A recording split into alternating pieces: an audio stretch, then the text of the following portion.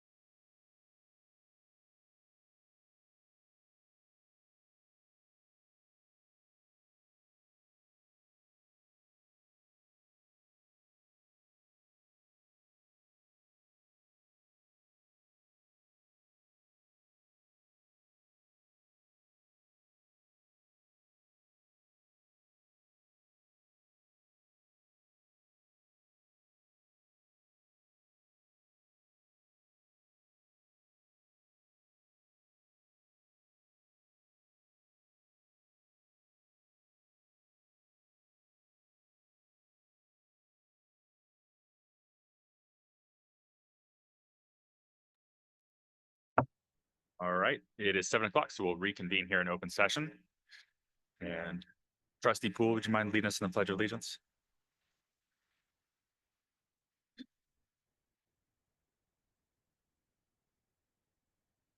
Flag of the United States of America, and to the republic for which it stands, one nation under God, indivisible, with liberty and justice for all. No action was taken in closed session, and I move that we approve tonight's agenda. I'll second. Oh. And all in favor? Aye. Those opposed? Seeing none, carries. All right, and now public comment for anything not on tonight's agenda. Do we have any? Okay. All right, seeing no public comment, moving to association comments, starting with the Auburn Union Teachers Association.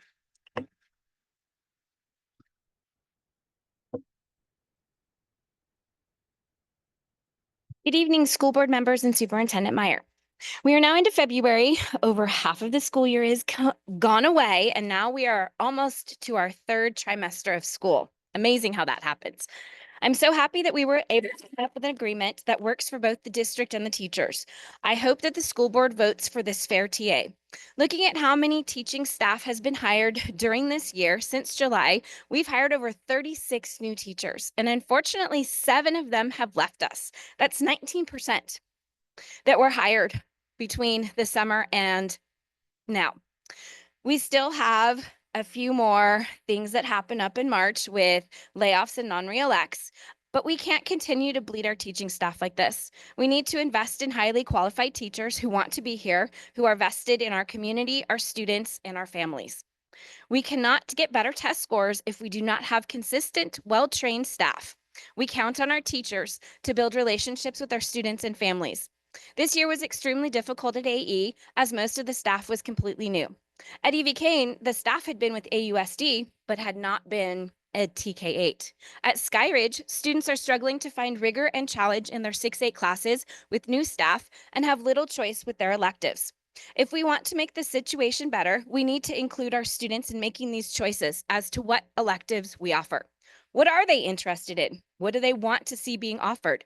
By doing this and having student buy-in, perhaps we might have less behaviors in our classrooms. Speaking of behaviors, we're still contracting out for behavioral services. This month, it was over $40,000. Now imagine if all of the hard work that our superintendent put together with the community schools grant actually came to fruition, we could actually encapsulate this cost with that grant and have a behaviorist and RTI support at each one of our schools. That would be amazing and a huge benefit to our students and our staff. The district has spent over $6,000 in architect fees for the summer projects that were supposed to happen in 2024. What exactly are those projects and why have they not been completed? This month, the district also spent over $10,000 in legal fees. And my last point, as I quote PCOE's letter to AUSD, the district, excuse me, projects an estimated unrestricted deficit spending of 2.9%. That's over $436,000 for the year of 2025 and 2026, and 7% for a cost of over $900,000 for the year 2026-27. It should be noted that the first interim report included contributions from the restricted program venues that were incorrectly applied, artificially lowering both the contributions that were reported with the unrestricted deficits. After adjusting these to include the restricted item and the unrestricted deficit spending increases to approximately $230,000 this year, with additional increases of $430,000 in deficit spending over the next 2 years in 2025 and 2026, 2026 and 2027. Just food for thought. In solidarity, Sarah Liebert, AUTA President. Thank you. And do we have CSCA tonight? None. So moving right on then to tonight's consent agenda. Is there anything anybody would like to pull?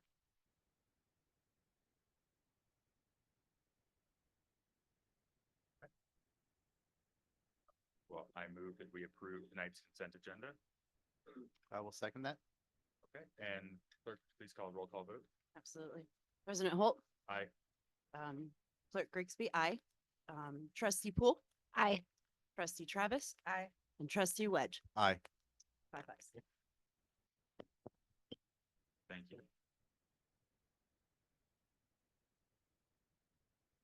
And moving to item 9A, the committee formation board policy updates.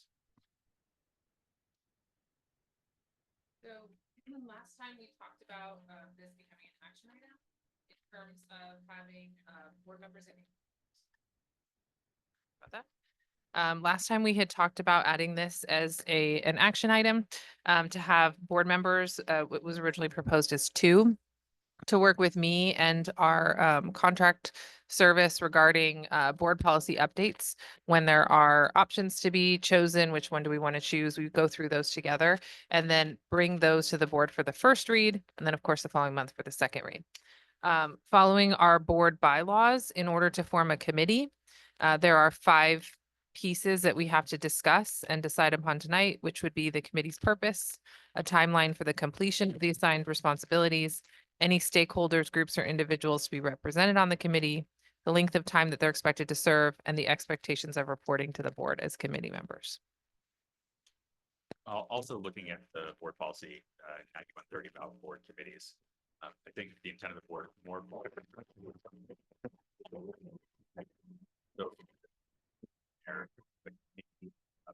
also like other outside interest groups could be a part of that. Agendized meetings. But we're looking at just creating, I think, a board subcommittee, board member, working with you.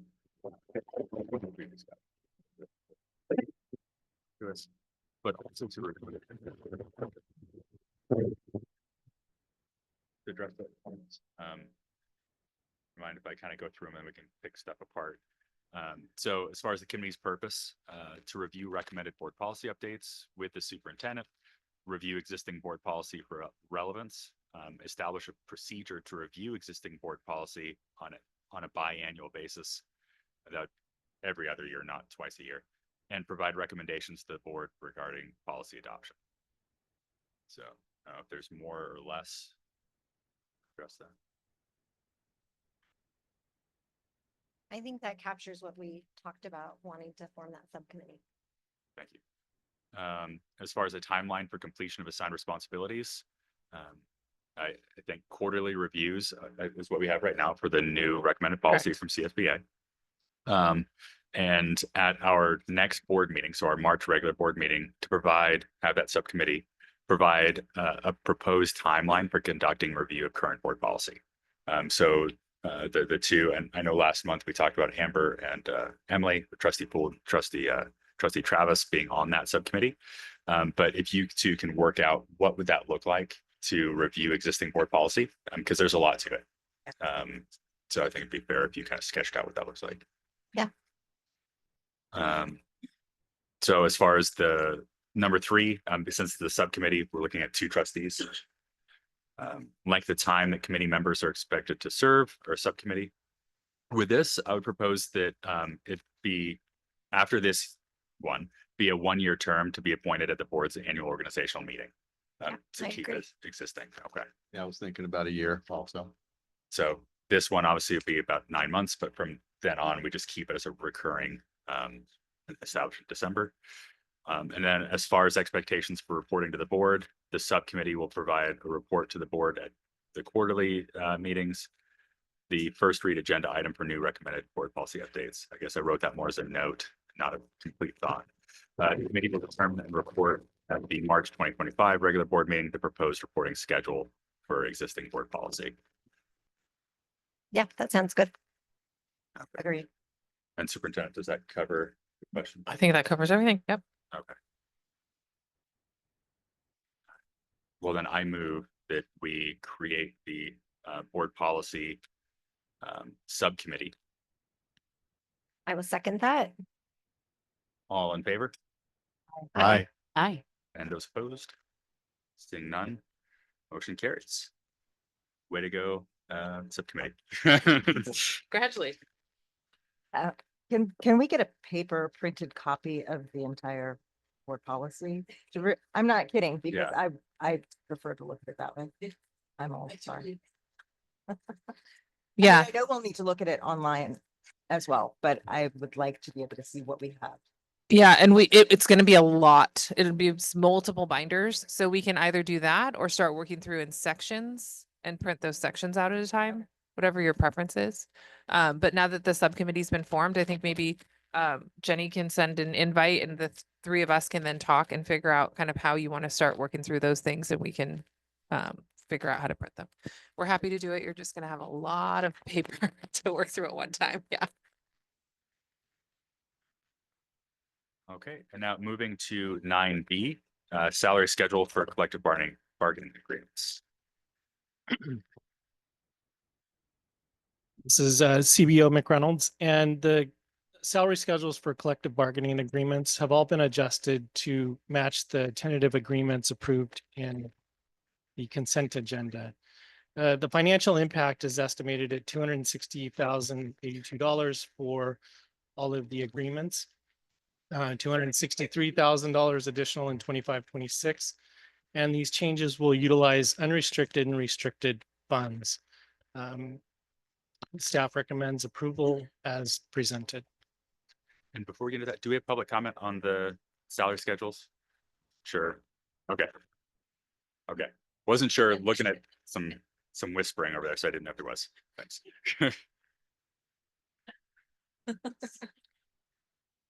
All right. Is there any discussion on the salary schedules? I mean, you've discussed it right already in our. To some degree, but not yeah. I mean, it's been ongoing for a while with negotiations, so thanks to AUTA. Well, then I move that we adopt the salary schedules for the collective bargaining agreements. I second that. All right, and all in favor? Aye. Aye. And those opposed? Seeing none carries. Thank you, AUTA and CSEA and classified staff. All right, moving on to 10, the 2025 School Board Association Delegate Assembly Election for Subregion 4. So CSBA annually sends out their delegate assembly election for anyone who's up for election in subregion 4D, which is where we are. So what you have attached there is the assembly ballot for 2025-2027 year span. As a board, you can decide who you would like to vote for in terms and put forward for a CSBA delegate. There's a list of 3 choices. And I believe we can vote no more than 2 candidates out of 3, Oh, correct? yes, I think you are correct. Sorry. Yes, you're correct too. So are you saying we vote as a team? Right. So you have to decide which 2 you'd like to put forward because you're putting forward our delegate choices, your delegate choices as a board for CSBA. Is there standard procedure for that? As we just discuss it and then a motion. I mean, I did read through the candidates and Elisa Fong, just really liked her experience. She's an attorney, is already a delegate. So that's who I liked, the 3. Well, then let me speak up because I like the other 2. I actually personally know both of them. Jessica Spade is the board president in Pastor Union, the high school district here in Auburn. Very hard worker, very dedicated to what she's doing at that district, and I like her for this. And I also like Jonathan Zackerson. He is on the board at Roseville City, and I don't know how much you guys know about Jonathan Zackerson, but he's the one that put forward the was it a measure that he was trying to get on the ballot to protect girls and boys sports and those 3 ballot measures. So I like him. He's good at policy writing, and that's my piece. Yeah, and I can kind of speak the same. I think Jessica's doing a great job already on the board. Actually, the last actually flew down with her at the CSBA and spent the morning with her before she went into her delegate because I got down there early. So just really excited about it and doing a lot of good work. And I concur with Jonathan. I know Jonathan and Jessica both personally as well. So those would be my 2 picks as well. And if Elisa Fong is currently a delegate, I haven't heard from her ever, but I know Jessica Spade has been in contact. So she's been pretty proactive in that role. And do we have a motion or do we have further thoughts? Yeah, I'll make a motion. I think Renee is about to speak up. It's unfortunate. I don't know more about Elisa Fong. I've heard Jonathan Zackerson's name, and I also know Jessica personally. So I think especially if we do agree on Jessica, then I'd be all right with Lisa.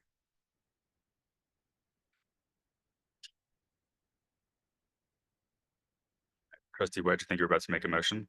Yes, I'd like to put a motion forward, and I would like to for a board to nominate Jonathan Zackerson and Jessica Spade for the 2 candidates for the CSBA delegate assembly. I'll second that. Do we have a second motion or competing motion? My competing motion would be Jessica and Elisa.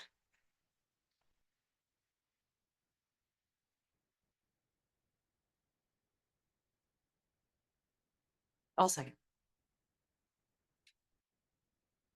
Okay, so on the motion to nominate Jessica Spade and Elisa Fong, all in favor? Aye. And those opposed? Nay. Nay. Nay. Hey, And on the motion to nominate Jessica Spade and Jonathan Zackerson, all in favor? Aye. Aye. And those opposed. Nay. And the motion carries 4-1. Moving to item 11, starting with the LCAP mid-year update.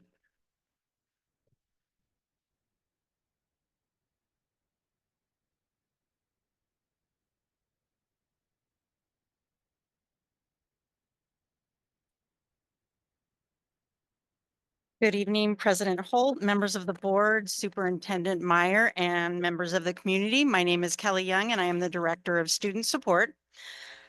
This evening's presentation focuses on the mid-year review of our local control and accountability plan. We are in the first year of our 3-year LCAP plan. And please, if you have any questions, please stop me. So first, we're gonna go ahead. There we go. First, we are going to go over the 3 goals that our LCAP is written around. We have goal 1, which deals with academics, goal 2, safety, and goal 3, engagement. And for each of these goals, I'm going to outline the identified matrix for each goal, our outcome data so far, our district actions supporting each goal, and funding allocation for each action and expenditure to date. Next, please. Thank you. So the main purpose of this evening's presentation is to update all of our educational partners where we are with our implemented actions of the current LCAP, including budgeted expenditures and student performance. Next, please. All right, this is goal 1. This is how we will measure the outcomes of our actions.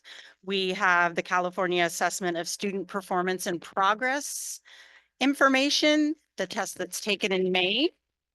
We will look at English Learner Progress Indicator, which is also a part of what is reported with the CASP scores. So those 2 items are last year's scores, 2024. We have appropriately credentialed teachers we look at, the AUSD Quarterly Williams Report, where we are ensuring all students have access to instructional materials, and staff feedback on how effective and impactful our PDs are. Thank you. So these are the scores from the CASP given in May of 2024. I just wanted to point out that an additional resource that was provided that I think I probably left over there. You've got it? Okay. These are the and Smarter Balance writes the test. And these are the scale score ranges. And I think President Holt, you had been asking for these. And so they were found and you have a copy. You're welcome. Okay, so I'd like to remind everyone of the color indicators. The red is on the left and that is low with blue on the right, indicating high. I'm going to be very honest, we are not where we want to be with our test scores. Considering everything Auburn has been through in the past 2 years, school closures and the TK-8 transition, we are treating this as our baseline data and moving forward. And on the left, you see the information for English language arts for all student groups. There are 2 indicators, the raw data, which is the current performance, which was 49.6 below standard. And the progress, the improvement or the decline over time, which was we declined 14.3 points. On the right is how our subgroups perform. And that shows each of their points below standard. Again, we're using these as our baseline and moving forward. Next. Oh, one thing I wanted to point out before I go on. This year, long-term English learners has been separated from our English learners.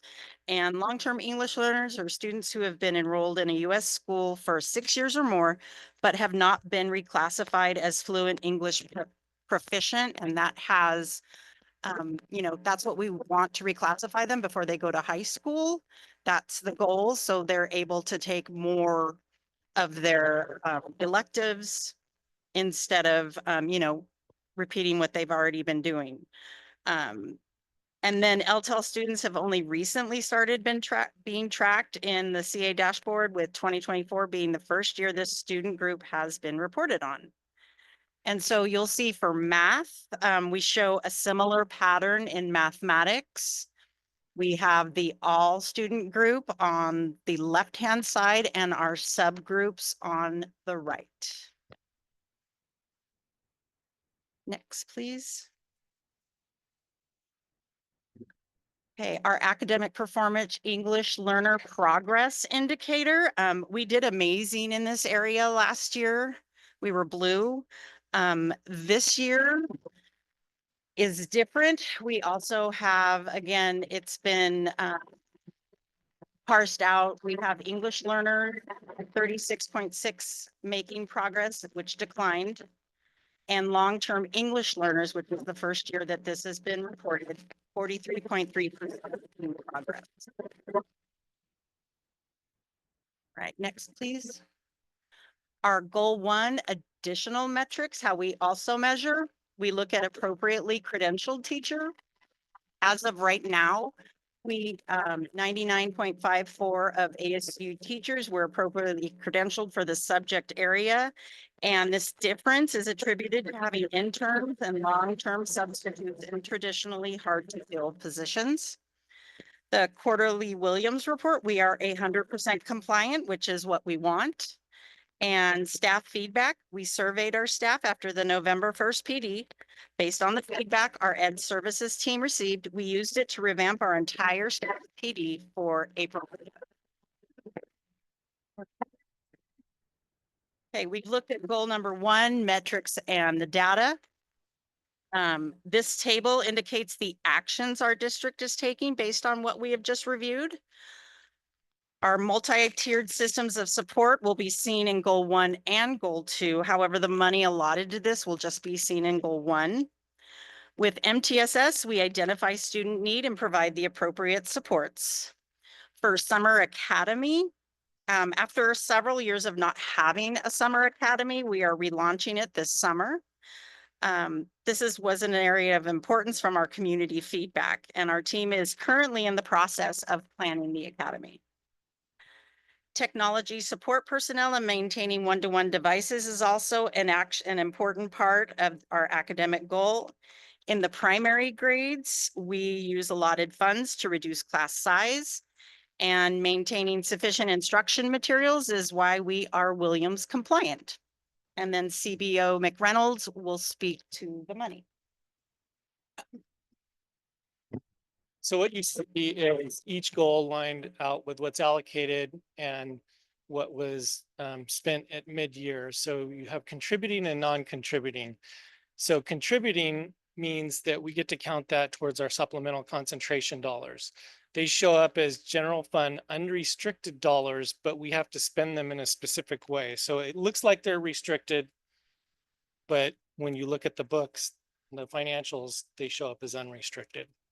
So it's important that we spend these monies, because if we don't, we have to carry them over each year.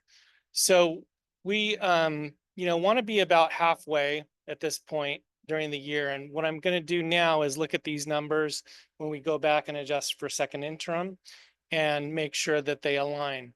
And we'll have to adjust the budget, the LCAP, and look at where we're not spending and see if we can augment areas where we needed more support in the LCAP.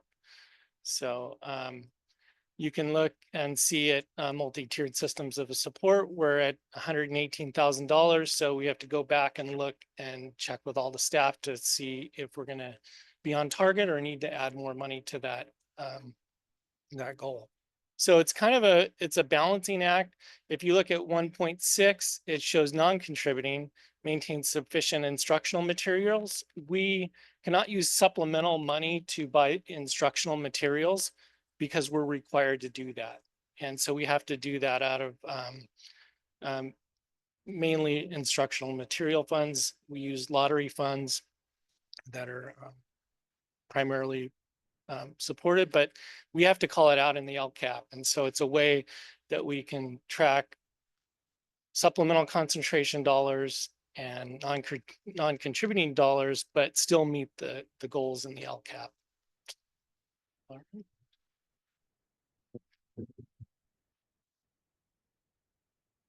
Hey, we're on to, and this encompasses positive learning environments that are socially, emotionally, and physically safe, and where all students are engaged and connected at their school. The metrics we look at for this goal are suspensions that are reported out every year on the dashboard, attendance rate and chronic absenteeism, and students who miss 10% or more of the school year are considered chronically absent. Feedback through surveys that we give. The California Healthy Kids Survey is one of the surveys that we do give.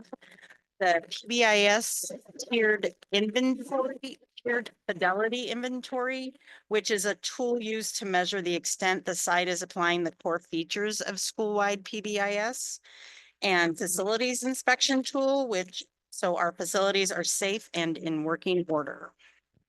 Next. Okay, for the 2023-2024 school year, suspension in all groups on the left-hand side. Suspensions rate declined for the second year in a row, and this is where we want to see a decline. All student groups declined to 5.8% of students suspended at least one day, and this declined by 0.7% from the year before. And then it shows the subgroups broken down, and those are the percentage of students suspended at least one day in those subgroups. All right, next. So chronic attendance in this slide is broken down by site. There was an increase in chronic absenteeism for the 23-24 school year. We do have good news on the current year that we will share shortly. And we are building protocols for attendance monitoring at each site and having a district procedure for that. Next slide. All right.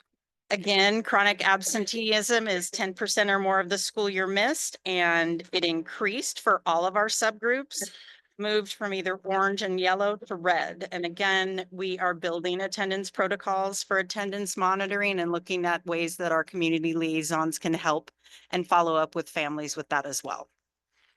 All right, next, please. All right.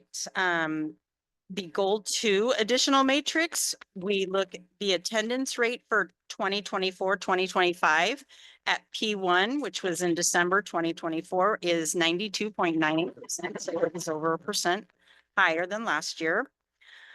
Our California Healthy Kids Survey data, and we survey 5th, 6th, 7th graders plus staff and families. And we have not collected it for this year yet. Survey will be going out mid-March to late March. The positive behavioral intervention and supports tiered fidelity inventory. This will be done at the end of the school year, and then it will be done again at the beginning of the school year to see where everyone is and what needs to be worked on. And then we have our FIT scores in December of 2024 were rated as good. This was in each site's SARCs, and those were recently brought to a board meeting. One piece. Yes. Dave, can you go back one slide, please? So there was a paper copy of this one slide and then a paper copy with one page out of the attached report, just to give you a heads up, because we had not actually included our, what's called our P1 data when we published the report. We get a P2 data collection in April. That's what actually goes forward in our LCAP, which obviously we don't have yet because it's not April. But we then realize we do have a halfway through the year data point that goes to December 1. So we put that in showing that it's 92.98%, which is the good news piece we had because we increased from 91.8%. So just over 1% increase in it, which is a great thing to see. So we did include that. And since we added that since the publishing of the board agenda, those two are available paper copy. Thank you. Right, next, please. There we go. All right, this table has the actions connected to goal 2 for our intervention enrichment clubs and sports. And our library media center improvements, we look at student support staffing, which includes our community liaisons. Transportation includes vouchers for public transportation and our after-school transportation for district clubs, district programs, and district sports. Our school facilities to maintain in good repair, and MTSS, which was also included in goal 1, and our visual and performing arts. Again, this is the contributing and non-contributing for each goal here. And, you know, it looks like we're about halfway on some of them. Transportation, you know, we anticipated more buses for sports and those types of scenarios. And we're buying bus passes for students now at this point. It's not a lot of money there, but we thought we would use that for transportation. So that's why it's a little underspent. The library media center, that's to, you know, support the staff and supplies for our library that they need. And then 2.1 at the top is intervention enrichment clubs and sports. And we put a lot of effort into after school clubs. And, you know, there hasn't been a request come across my desk that we have said no to. We have a lot of extra support there where we have friendship bracelet making clubs and game board clubs. And, you know, those are the things that put smiles on kids' faces to get them to school and, you know, make them want to come to school and get them in the door to learn. So if these all come from suggestions from the kids and from the parents and the staff of things that they want to see at the school. So these supplemental concentration dollars make a big difference in trying to, you know, support our kids. So anytime we have input or community input on what we need to help our students, this is where we can better serve them. Visual and performing arts at the bottom, we budgeted $476,000 there. We have a lot going into visual and performing arts. Some stuff is Prop 28 that's not in the LCAP, but you know, there's a lot happening there. So we want to just highlight that. And we're going to go ahead and make a budget adjustments at second interim to figure out what our needs are for the end of the year.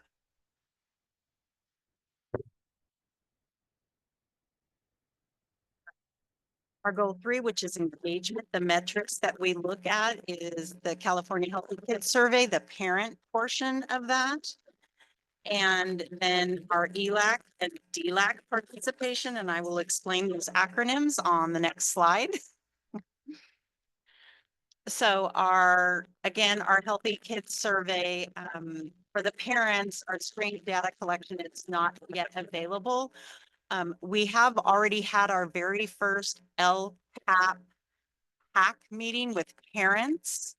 And one of the things that we talked about was more parent input into surveys and how I could increase that participation. And they gave some really good feedback. And so I'm going to implement those and see how it goes. Our English Learner Advisory Committees, which is ELAC, the participation at our schools. Each school has approximately 4 families on that. And then our District English Learner Advisory Committee has 6 families in total, and that's at the district level. Then the monies for that is education partner engagement, just to support those ELAC, DLAC, and all of the other, I think, copy with the principal and such. So that's what, and it's almost done. Also, Yeah. they're supporting interpreters for Okay. meetings and those types of things. So we built that into the budget. Okay. And board questions and comments. Thank you very much for your time. Thank you. I had one Mhm. question. The Summer Academy, is Yes. that going to be available just to all students, or is it going to be based on like test score needs, or can you tell a little bit about that? I believe I'm going to defer to my superintendent, which is Sure. So we we're just talking about that actually. So when the funds that we're using are supplemental concentration. So we have an obligation to serve our unduplicated pupils first. So low income, English learner, and homeless foster youth. So what we will do is we'll send out, hey, Summer Academy is happening. These are the dates. Here's what it looks like. And then request that parents complete a Google form to let us know that they're interested for their child or children. And then we'll have an order of preference in which we fill the Summer Academy spots. And we'll send that out also so families understand how that'll be chosen. So our first, and we just talked about this past week, our first entry point would be anyone who qualifies as unduplicated. Our second entry point would be if we have too many spots and can't fill them, we would reach out to teachers for those remaining students and ask for recommendations. Most likely then that would be students who would require additional academic support or would benefit from that. And then if there's still additional spots, but too many students for what's remaining, we would do a lottery. But our hope is that whomever we have wanting to enter, if we have 150 kids and 150 spots, we're just going to take all the students would be the plan. Will that be at one location or? Oh, good question. So right now we're anticipating Auburn Elementary. We think for purposes of what's being used at the campus and what have you, or sorry, what's being repaired at the campus and what have you over the summer, that'll be our best bet. And also as an access point. The one caveat to that is that our preschool program will still run out of Skyridge for extended school year for special education because that's where their classroom and all their supplies are. And then we're working to determine whether or not it'd be possible to do a bus from Skyridge and EV Kane so that students who are in that home area could go to their site, get picked up, taken to summer school, and then brought back to their site to go home. Is it full day? Most likely, no, it will not be full day. When we've run it in the past, I might be off, but I think it's like 8 to 12:30. Does that sound about right? And then we do provide lunch and breakfast. Yeah. Anything else? Thank you.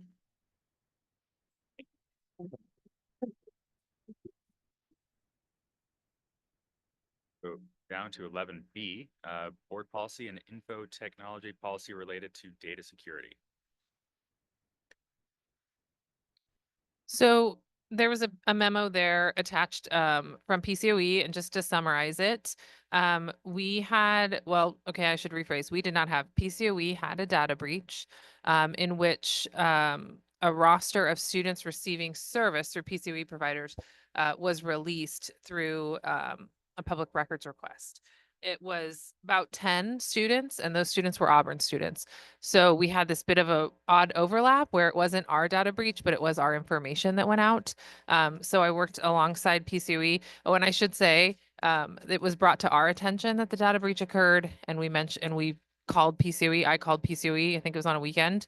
And within an hour, they had it taken care of so that the document was no longer accessible. But obviously, it had still been out there for that short period of time. So they were able to get the names to us of the students whose information went out and exactly what information that was, so that we could then reach out to our families and explain. And depending on what data sources were shared, then I also followed up with a phone call if that was warranted based on what we saw in the report from PCOE. So that brought it to our attention as a district, and that's why it's on the board agenda tonight for discussion, to just look at what type of policies do we have that are related to this? And we do not have a specific policy, to be clear, on data breach, but that's part of the discussion tonight. And then Jeremy did reach out to SIG, Schools Insurance Group, and talk through with them what they would recommend in terms of data breaches from their perspective. And we can talk a little bit about that as well. Do you want to talk through that part? Or? Yeah. So researching, this from the school district's, response. What we would do in case of a data breach is reach out to SIG, and that's what PCOE did in this case. They made a claim. They go out, SIG, our insurers, contact the attorneys and determine what the best course of action is. And it's a complicated process because each state has their own requirement for notification, and there's certain state laws that require notification based on what information was released. For instance, if it was just a name, then no notification is required because names are or public if that's the case. So that was one instance where they said that's what they would do. The thing that you can't predict is where these people live. So if we had employees or other staff members or students and information got released, we would have to go to that state's requirements if they moved out of state and follow their guidelines. So to have a policy that covers all these different requirements is difficult. So they suggested that we just reach out to them, we contact the attorneys and determine what the best course of action is. All right. So I think we can get into some discussion on this then. So looking at California state law, I think I'm going to suggest that we ask the superintendent to help get some clarification on this so we can probably craft some policy. Considering what Sig said, but looking at state law, California law requires a business or state agency to notify any California resident whose unencrypted personal information, as defined, was acquired or reasonably believed to have been acquired by an unauthorized person. And looking at what California defines as personal information, that is any data that identifies, relates to, or could reasonably be linked to you or your household directly or indirectly. So it seems pretty broad. Further looking at California law, let's see here, it is. Oh, sorry, wait one while I pull it up. The language they use is once it's identified. Let's see here. So, okay. So California law states that any agency that owns or licenses computerized data that includes personal information shall disclose any breach of the security of the system following discovery or notification of the breach in the security of the data to any resident of California whose unencrypted personal information was or is reasonably believed to have been acquired by an unauthorized person. So I don't think that just means a breach, but also could be accidental leakage like we saw with BCOE. That disclosure shall be made in the most expedient time possible and without unreasonable delay. That's the exact language of the law, consistent with the legitimate needs of law enforcement as provided in certain subdivision, or any measures necessary to determine the scope of the breach and restore the reasonable integrity of the data system. Further, any agency that maintains computerized data that includes personal information that the agency does not own shall notify the owner or licensee of the information of any breach of the security of the data immediately following discovery, if the personal information was or is reasonably believed to have been acquired by an unauthorized person. So I know SIG is saying we contact them, but as I'm understanding California law, it's suggesting that we essentially have to notify immediately once we learn of it. Other state law also states that if it's over 500 individuals affected, we have to make a report to a specific state agency. So, in the instance of a handful, say a dozen families, as I'm reading the state law, there is an obligation that we notify it as quickly as we can, making sure that we've already addressed the problem and further isn't going to get leaked. Somebody else have thoughts on this? On this specific thing that you're talking about, or the breach itself? Well, right now on our policy, but not the breach that just occurred. Yeah. I agree with your reading of it, that we should be notifying as soon as possible. And we don't have board policy stating that, so I think we need to develop that. That's the closest I could find was policy 3515 on campus security, which and it's from 2018, I believe. It states that the superintendent or designee shall regularly review current guidance regarding cybersecurity and digital media awareness, and so on and so on. So I have something to add that SIG also said that they were doing additional research and coming up with guidelines on this, and they're not ready yet. But within the next 2 months, they'll have documentation on requirements for districts. And to add to that, we also did reach out to CSBA or went through CSBA sample policy guidelines and didn't find anything that applied in this exact situation that we're talking about. Hence going down the road of SIG and asking them as well. So in a few months, we should have that. And of course, we can always reach out to our attorneys, but in terms of like a sample board policy, there wasn't anything available through CSBA either. I mean, we can all, between now and when we craft something, look at other districts and see if we can find any board policy around it. I mean, I think it makes sense to follow California law and figure out how best to do that within like, I guess, reasonable resources. Because I could see needing to reach out to families as soon as possible, but I also see that there's a lot of information gathering before you can do that. So just making sure that the policy reflects all the steps that are needed in order to do that.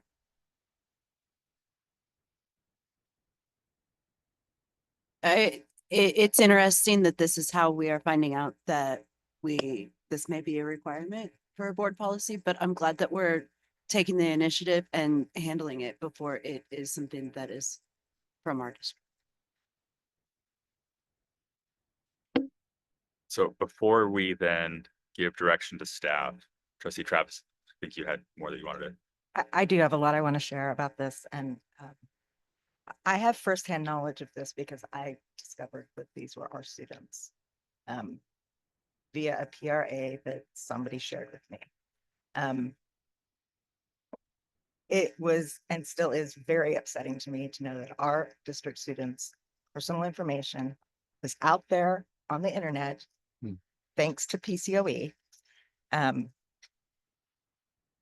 This all took place because of what I spoke about in January, which is the wellness centers and the multi-payer fee systems schedule that we're trying to get on board with, that our district has decided not to get on board with. But however, I found out in the course of this that our wellness centers are developing that because they are working with PCOE. And that is how the data got into their hands in the first place. They are building the plane, as we learned last month. And in doing so, they're collecting student data, they're putting it on a spreadsheet, and they shared it inadvertently on a PRA request. And I want to tell you what they shared, because it's not just name, date of birth. Excuse me. It was clinician name, date of student referral, student name, date of birth, homelessness status, address, gender at birth, insurance carrier code, insurance policy member ID, insurance subscriber name, insurance group number, medical billing codes for students. That tells you what services they received and the number of treatment minutes that they had. This is the exact information that I was speaking about last month when I said this is dangerous. And in 9 days after that meeting, this was released to the public. This is dangerous for our students. I'm not happy to see it in our wellness centers. I was very surprised to find out it's in our wellness centers. My feeling on it, as I'm sure you can all tell, is parents are under no obligation to share this information with the schools. They're not. They're not being billed for it. Their data is just being collected. If it was my student involved, I would pull that data. I would contact the district, and I'm sure our superintendent can give direction on this, but I would pull that data if I were one of those parents that shared that information. I printed this out for everybody, and I hope some of you will take copies of it. It's a parent's guide for understanding K-12 school data breaches, and it's put out by the Department of Education, the U.S. Department of Education. It shows, sorry, I've got notes here. It includes information on your rights under FERPA, which if you don't know what FERPA is, it would be in a clinical setting, it would be akin to HIPAA. So that's the data that is out there. If it was at your psychologist's office, that's HIPAA data. Because it's in the school, that's FERPA data, same data. Okay, so this will tell you how to, it'll tell you what your rights are under FERPA. It'll tell you the steps to take, and there is information on how to file a complaint.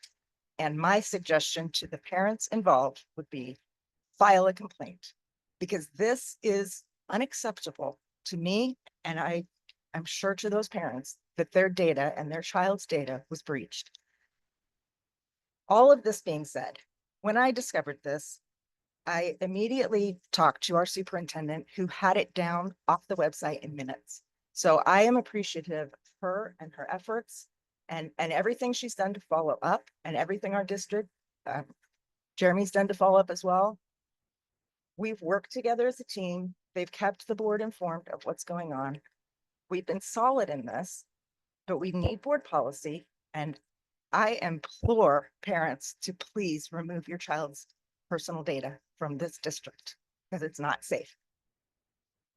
That's my piece. Trustee Travis, just to clarify, removing their data from the district or just not providing that medical insurance information to the wellness center? In my opinion, it should be both. I think parents should contact the district and have it removed.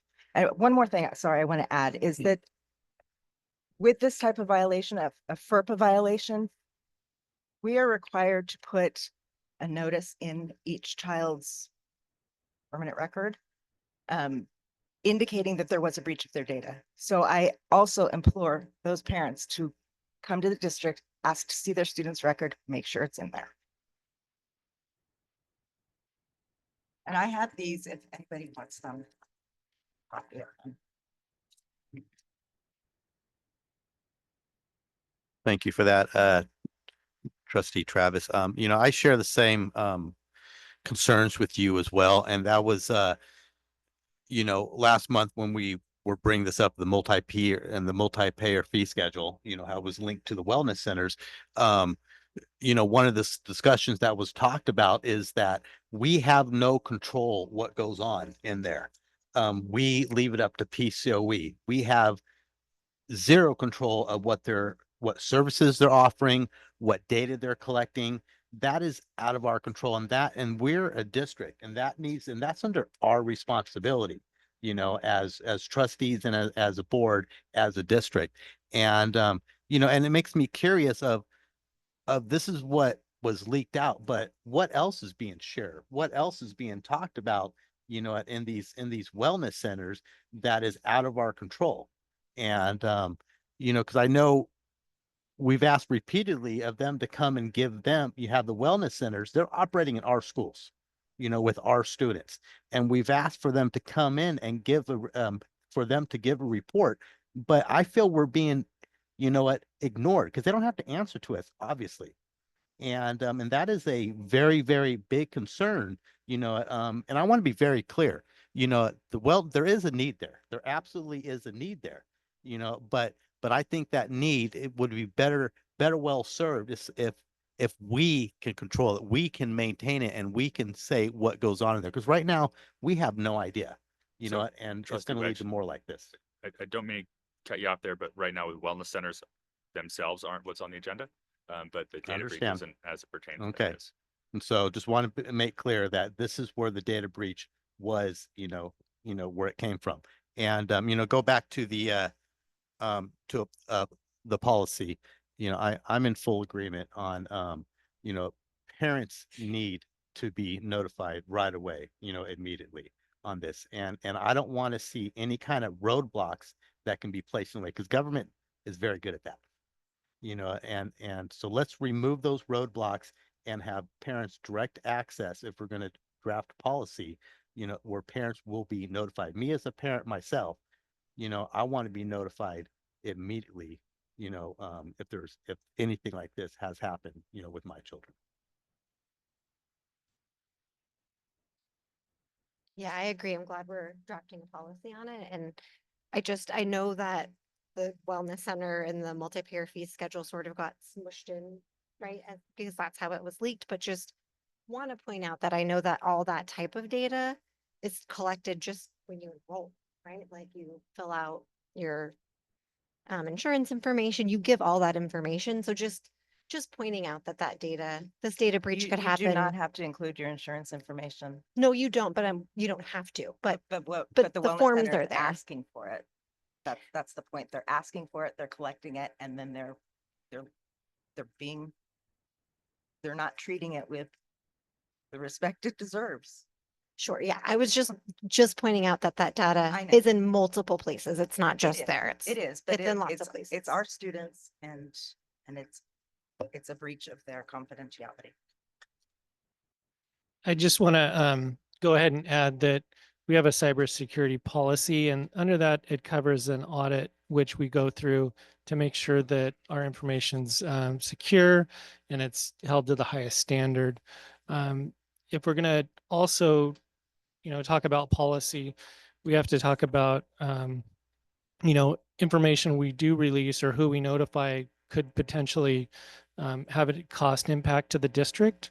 And so if it opens us up for additional liability, there could be, money that we would have to spend on lawsuits if it didn't incorporate some sort of, legal review before we released it.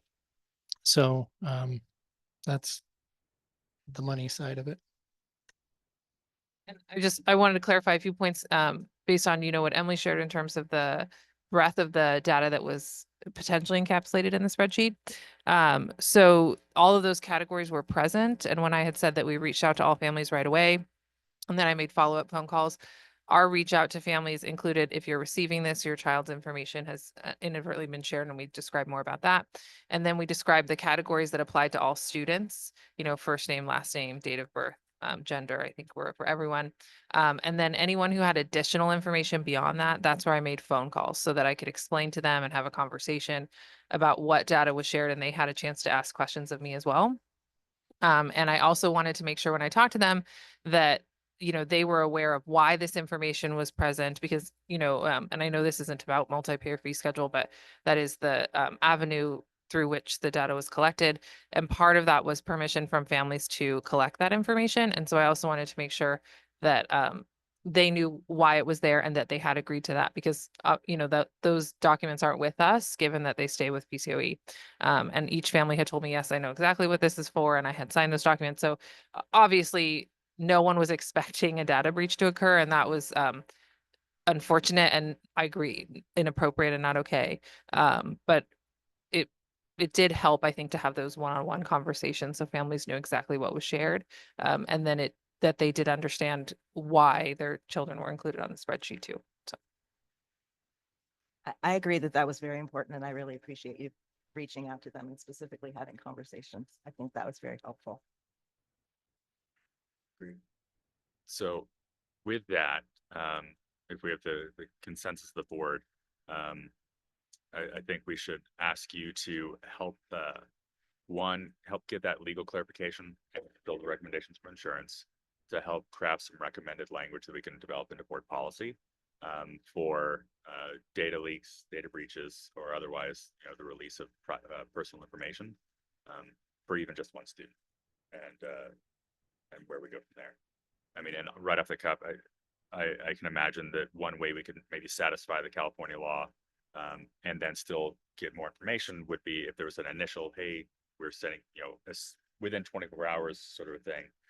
We are notifying you because we've identified that your student's information may have been released or some personal information has been, it's under investigation. And, within 7 days or 5 business days, we will provide an update, and then continue keep posted, something along those lines. I've definitely gotten those emails from businesses, so I think that makes sense to yeah, give the initial and then a follow. Now with the new policy committee that was just created today, is this something that would fall underneath their purview to kind of review and create and bring back to the board? I don't know that we put that specifically in crafting new policy, but making recommendations, yes. So I think though this might be a little different because this is creating new policy, and right now we don't have a whole lot on it. So I think if we just ask the superintendent to help create recommended language for us, and then at a future board meeting, I think as a board, we will then work on that. I don't know that it quite fits the policy subcommittee. can I just clarify? So legal clarification on language that we could use, sample policy for the board to review with timelines included for notification and follow-up. What I had broadly written down. Okay, and then knowing that SIG is drafting some of these sample policies in the next couple of months, does that timeline seem appropriate that we would wait to get SIG's policy I have a feeling this will be kind of an ongoing topic in the county too, in terms of superintendents and what have you. And then once we have that, I can also run it by legal on our end to make sure that we have something to craft and bring to you guys. So probably be somewhere in the 3-month mark if we get that sample policy from SIG in 2 months and then make it look appropriate to bring to you. I think as long as we can have it in place to be able to put something in our student and family handbooks before the start of the school year. Okay, So I think that's- that's a doable timeline for sure. Okay. Okay. I'm fine with that primarily because of the way it was handled in our district. Okay. Is there any saved rounds there on 11B? Okay, not seeing any. Let's move right on then to 11C, 2024-25 first interim report from PCOE. So this is a report that we get in mid-January for review of the first interim report, which is all of the expenditures and budget adjustments up until October 31st. The Placer County Office of Education noted that that there were some things that they mentioned. The district has made corrections noted in the PCOE letter, planned restricted program contributions, and will incorporate budget adjustments in the second interim report. The changes include costs associated with planned contributions from first interim will now be charged to designated funding sources, lowering PCOE's anticipated deficit spending projections, as noted, as $230,000 in the current year and $430,000 for the following 2 years. So what that means is, we have Medi-Cal money, we get Medi-Cal money in, and it's restricted for augmentation of Medi-Cal services. And the initial thought was to transfer that money to special ed to offset the special ed contribution for specifically behavioral services. So what's going to happen now is in second interim, those behavioral services will be charged to Medi-Cal services. And it's just how the money's spent. So those positions, will still be utilized. PCOE at the time can't verify how we charge positions because we haven't designated who they're going to. So that's a little bit of an explanation on how that works. The deficit spending in unrestricted, when we go back and look at unrestricted funds, that includes supplemental concentration dollars.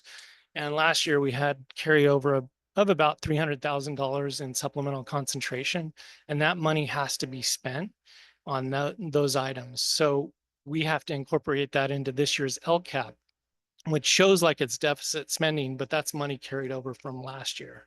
So, we get about $2.6 million in LCAP supplemental concentration dollars, and we have to spend another $300,000.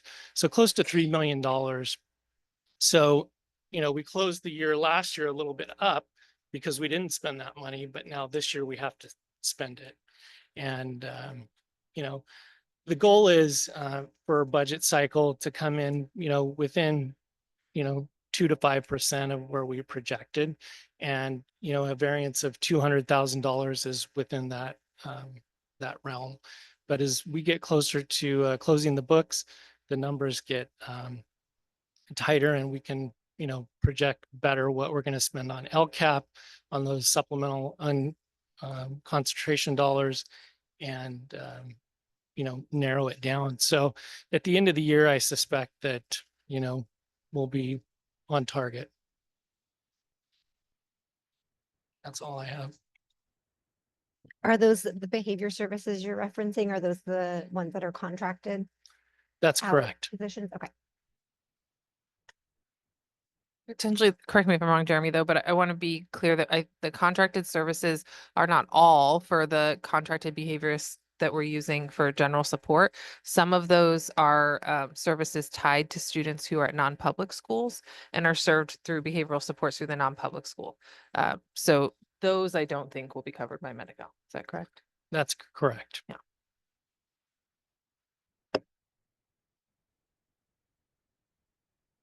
Are there any further questions on that?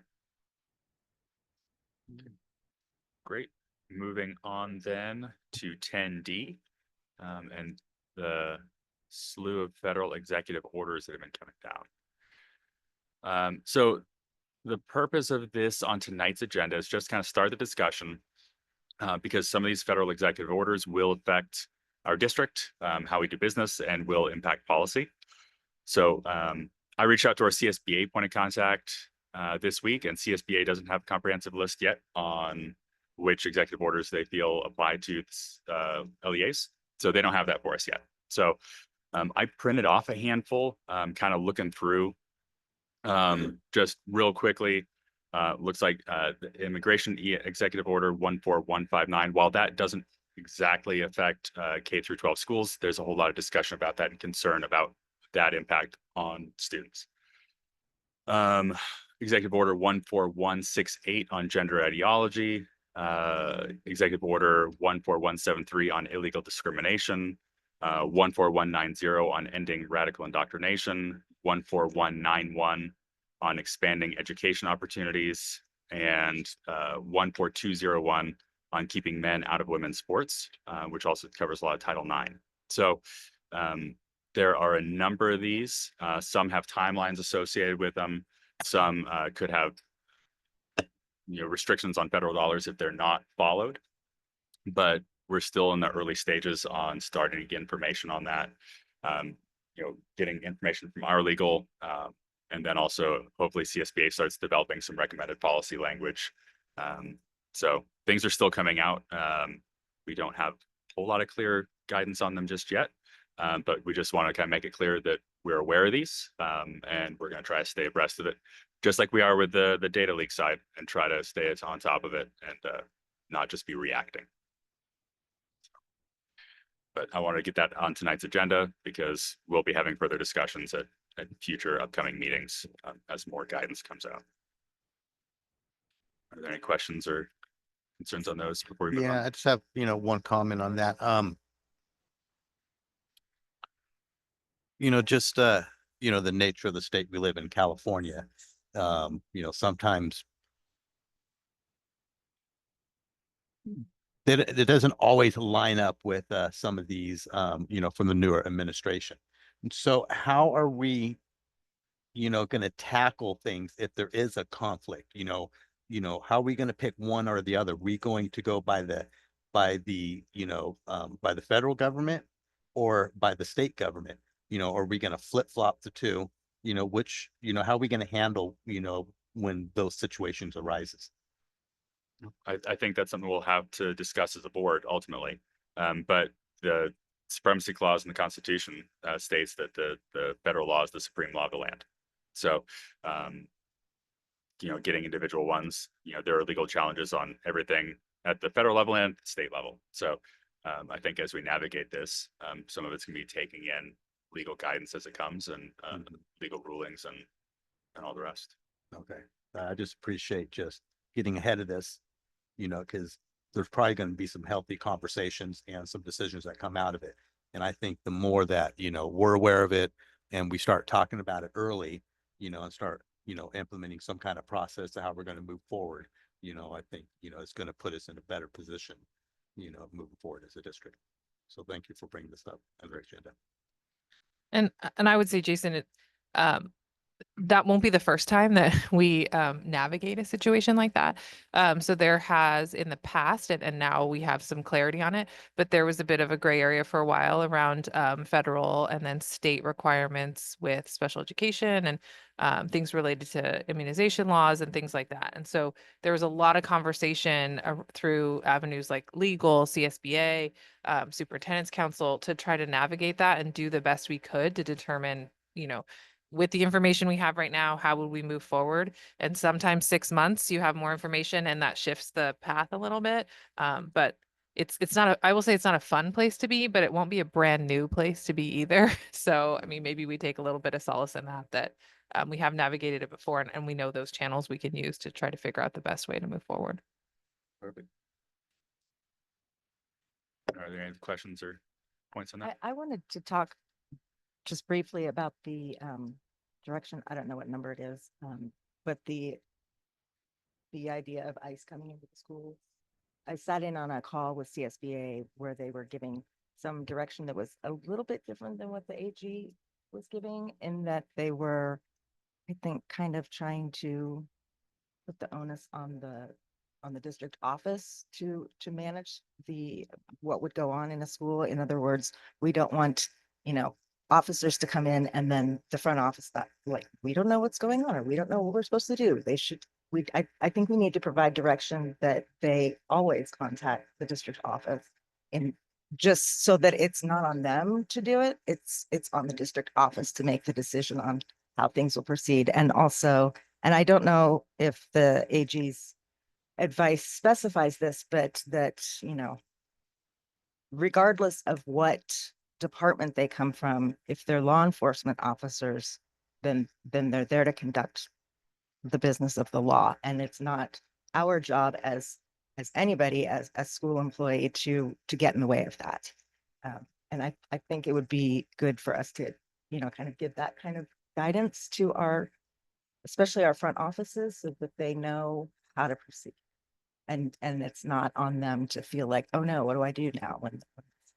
I don't think this is going to happen in Auburn, but I'm just saying for ease of all this, the office staff, I think that providing some direction would be helpful. Direction from us, not just saying we're following the AGs, but actual, like, here's a few steps. Yeah, and so that guidance that I did send out, kind of broadly to the community, I think earlier this week, went out even prior to that to principals and staff members. And actually we were talking about it earlier, the coffee with the principal that I was at, it came up with parents. And so we talked through it, and my language to parents and language to office staff and through principals, primarily through cabinet, is I think exactly what you're saying, Emily, is that, I don't anticipate that people are going to come to our campuses broadly and say, I want to look at everything and just kind of wander around, right? And there are laws that prohibit us from providing access to things like that. But at the same time, if people have a warrant and, there are documented things, that we have to follow the law, and that we will follow the law, right? We're a public school and we follow the laws that are provided to us. So there are some times when, and again, this would be incredibly rare, but there may be a time when, police or, it might be immigration, but they come with a valid warrant signed by a judge that tells us that we have to provide or provide access to. And so I was clear when we were talking, especially when I was talking with the families, that this is not just a carte blanche broad access piece, but at the same time, we do have to follow the law if we're provided with documentation for that. Now, if it looks suspicious, or or some guy walks in with no badge and no card, I mean, we're concerned about that, obviously. So then we can hold on to that, make a copy, reach out to our attorneys. That's the direction that's been given. But with the appropriate documentation and the appropriate person coming in to do that work, we would follow the law in that case. Okay. And do you feel that the office staff feels comfortable with this? I mean, what honestly, they've been probably told? no. I mean, I think that's the honest answer, no. Okay. But if this happens, at least they have I think that word we use, right? Proactive, right? So we're not reacting, we're Right. kind of responding. They at least have some background knowledge to respond. And then everyone has my cell phone number, so that obviously you can call the district office, but if I'm not here, they could also just call me directly. And then we would go over and help and support in any way that we could. Okay. Thank Yeah. you.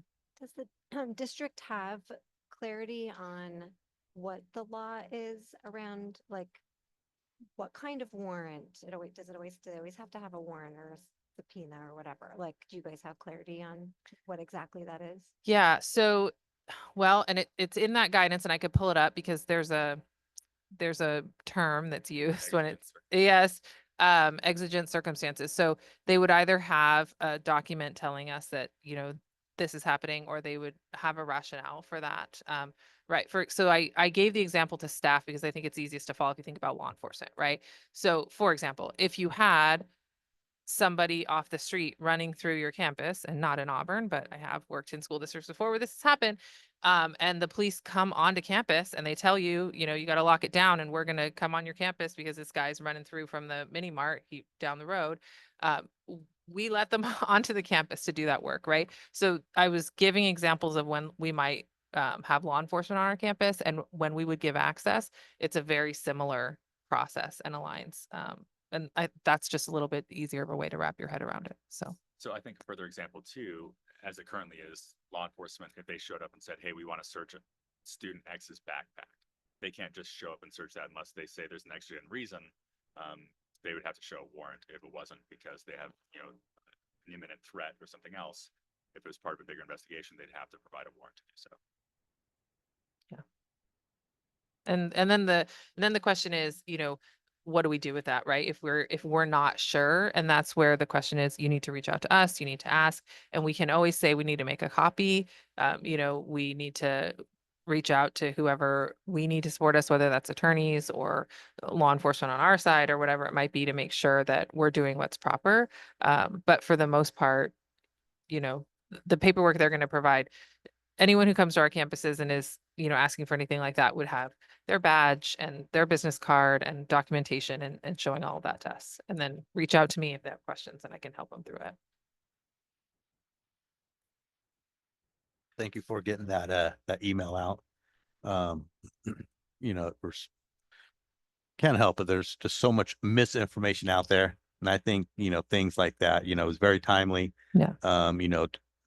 Providing some kind of guidance, some kind of direction, I think that, put a lot of, the community and a lot of the staff at ease. So Yeah. thank you for that. And to be clear, we also do have board policy existing on immigration enforcement on campus. 5145.13 was adopted in 2018. And that's still essentially what we would be doing. So. I'd also like to, Is it long? Kind of.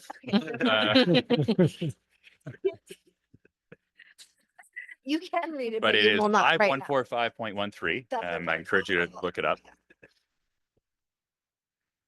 I just want to note also that we have law enforcement on campus almost daily, and any sort of coordination with law enforcement, they would reach out to our school resource officers to coordinate, and we're in constant contact with them. So there's usually no surprises. Yeah. And to be clear, when we say law enforcement every day, we mean our school resource officers that, are there to engage with our kids and be part of our community too. So. And really, I think there's a lot of fear around it, especially with the littles. But I wouldn't even suggest that that's what some of these changes have been about. I think there have been instances of people who were much too old to be in high school who have come here without documentation and enrolled in schools in other states. So I don't think we'll see this on a TK through 8 sort of a campus. So. And when I talked to the families at that coffee with the principal event, it was, I think, as Jason said, comforting to them, right? Because our schools are meant to be caring, supportive places where kids come to learn and feel like they have a place, right? And we don't want anyone to feel scared to come to school. We want them to feel like it's a welcoming place. And I think it went a long way to just have a conversation about it. And then obviously I can't call everybody or get everyone to come to coffee with the principal, but sending that letter out, at least so everyone had the same information, so we're all kind of on the same page. Are there any other points or questions on the executive orders before we go on? No. Okay, so just stay tuned. We'll have further discussions in upcoming board meetings as we get more information and more clarification. So moving to 11E, Board Policy 3290, gifts, grants, and bequests. All right. Thank you for this month providing the document. So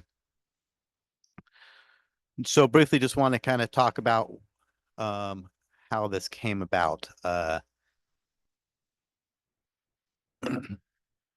So it was when I forget the date specifically when I found out that there was an MOU for the multi-payer fee schedule. Which was given to me through a public records request. And during that process, that's when we had the whole board meeting where we talked about the building the plane and stuff like that, was through the was because that was done through an MOU. And so that's what got me thinking as far as we don't have anything as far as MOUs coming before the board, for approval or to take a look at, because if I probably would have never known about that if that wasn't brought to my attention. And so I put this um policy, existing policy 3290 gift grants and bequeaths to add MOU. So if you look at it so the red is what I am recommending to add into this policy for MOUs to be reviewed and approved by the board. So just to be clear as well, we wouldn't be adopting any changes tonight. Correct. So this is just the first. Yep. Putting it out there. So. And I'm open for, discussion. This is something, we can change some words around and add something. This is just, my work. I wonder if, Superintendent Meyer, if you, I know that this discussion happened a little over email, but just sort of explaining, why it's currently done the way it's done. Because to me, how she explained it to us, right? Like it feels micromanagey to me to have us look at every single MOU. I really feel like we trust our superintendent. And I feel like the ones that are supposed to come to us are the ones that come to us, and the ones that have to do with her expertise and what we've entrusted in terms of our strategic goals and everything. I trust her to keep those aligned. So, I mean, my perspective is I don't want to be micromanagey with what she's doing. And I certainly don't want to have to have us do more here than we're already doing. So that's kind of my opinion, but I'm wondering if No, there was more. I hear you out on that. And after that email, kind of got me to think I already did this prior to that, is that, I understand there's certain MOUs or certain agreements, that can't wait a month, that need to go through. And that's something that, we need to, talk through as far as, my thought on that is that at least we're being made aware of it, on a consent agenda, type deal. And the ones that can be brought before us for approval, we can have discussion before then. So that doesn't have to capsule, all the MOUs. And that's something, why it's on the agenda for discussion. So, Trustee Wedge, some of my concerns on that too would be a delay then. Then we're adding in a delay of, potentially up to a month on getting those MOUs in place, or us having to have multiple special meetings per month. So for our conversation here, I think it'd probably be best for us if we don't ask the superintendent necessarily to weigh in on yay or nay of adopting these changes, but just giving us kind of the facts of things. But do we, actually, I do want to ask you though, Superintendent, do we have like one place where we can see a list of all the MOUs that we currently have as a district? I honestly, I don't believe so. Not to say that we couldn't, whenever they come. I mean, I have a folder in which I'm dropping them when they're coming through. And we could work on putting something together like that if that was of interest of people to take a look at. So Trustee Wedge, I think I share some of Trustee Poole's concerns that would be really kind of micromanaging and overstepping. We need to give that direction and guidance to the superintendent and let her operate within those parameters. And I feel like if the superintendent isn't working within those, or if there's MOUs that we feel don't support the vision that the board establishes, then that'll be a conversation for superintendent evaluation. But I'd be concerned about us getting too into the weeds and micromanaging too much with this. But potentially having a list where we could see what MOUs do we currently have, as a district, kind of in one central location could, potentially be sort of a middle ground.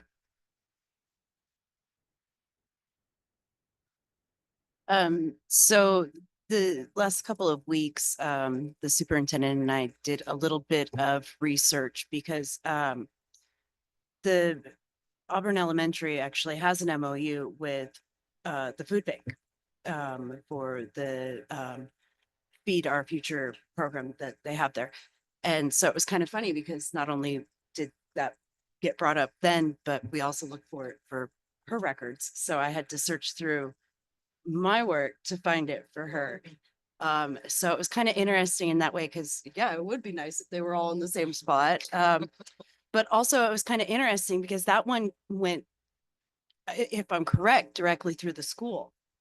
So it wasn't even one that would have come to us even. And I mean, if it did, I would have like kept on suggesting that all the schools need it.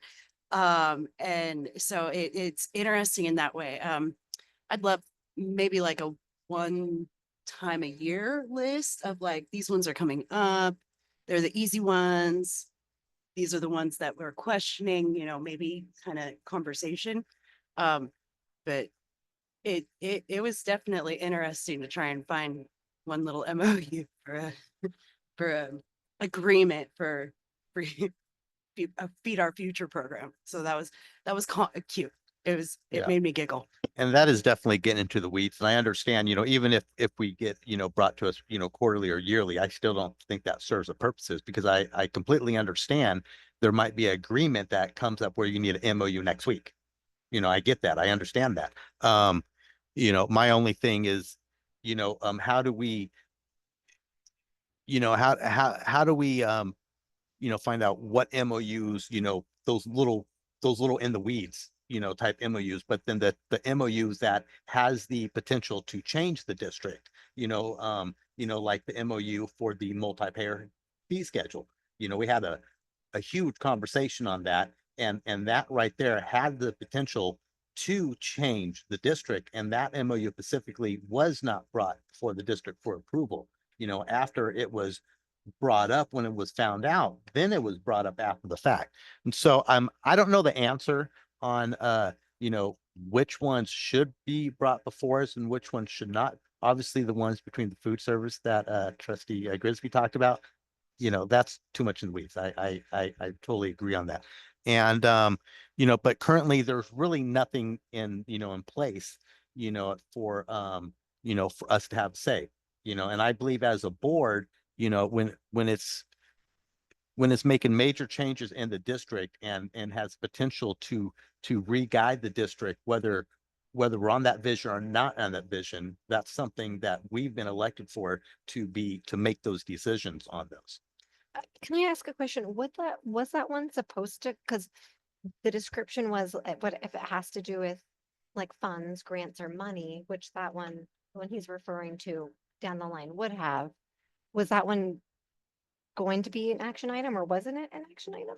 Yeah, so well, let's talk about that one specifically. I think that's a good point because I agree, Jason, that no one should be caught off guard. There's no secrets, right? Yeah. It is never my intention to have some sort of secret thing happening that you guys don't know about, right? And to navigate within the confines of the roadmap that you're setting in terms of the vision and the mission for Auburn. So in September, and I know that was a bit of an odd board meeting because it was when you were out of town, Jason, and I think you were on Zoom, but that was the presentation I did in September on multi-payer fee schedule where I talked about here's what it is and kind of gave a lay of the land. And some of those slides were repeated in our last presentation, just for context. And then at the end of that presentation in September, I talked about what our next steps could be. And that next step was working with PCOE to join the consortium. And in that presentation, if you go back there, there's a bullet in there about we would sign an MOU to join the consortium and learn more about this multi-payer fee. And then the next step after that would be to join a cohort. And at that point, we would have to decide if we kind of want to, using this plane analogy, right, jump on that building of the plane while it's, prior to it taking off, or I don't know, whatever our analogy was, I lost it. But the next step was to decide whether or not we wanted to join that cohort. So that's the conversation we had last time, right? Following along with that presentation in September, I went forward with that MOU to join the consortium for information and then brought it back to the board for that decision to be made on cohort 4, which ultimately we decided not to, but to remain in the consortium where there's no participation point for us in the actual multi-payer, I'll get there, multi-payer fee schedule with Department of Healthcare Service, but we are participating in the learning aspect alongside PCOE. So Yeah. is that answer your question, Amber? I'm not. Yeah, I mean, yeah. because what I'm hearing is it was it was brought to the board appropriately. I don't believe it was approved by the board. It, though. right, it was a discussion, it was an information and discussion item. There wasn't necessarily an action to take to a thing that we were doing. It's that direction to move forward kind of piece. Yeah. So I'm, But you were just gathering, the first part of the MOU was the information gathering. The next part, which would have been Jumping we on did vote board, on, right, which would was be the cohort onboarding, 4. Right, Mhm. right. so I find myself right in the middle of this. Like, I definitely don't want to manage at all. But on the flip side, you know, using that same MOU as an example, that got, I would say, away from the board a little bit because I don't feel like everybody knew the implications of it being signed. And so I think if there's a way to find some sort of middle ground where it's like, this is going to make a change, or this MOU accepts money or accepts a grant, or there's money down the line, something in there where it's like, where there's a big implication for change, then I think maybe that should not only be brought to the board, but be brought for action. Do we want to sign it? As opposed to, this is the next step, this is going to be signed, and then this is how we're going to, you see what I'm saying? Like, so there's more of a decision between the board on it.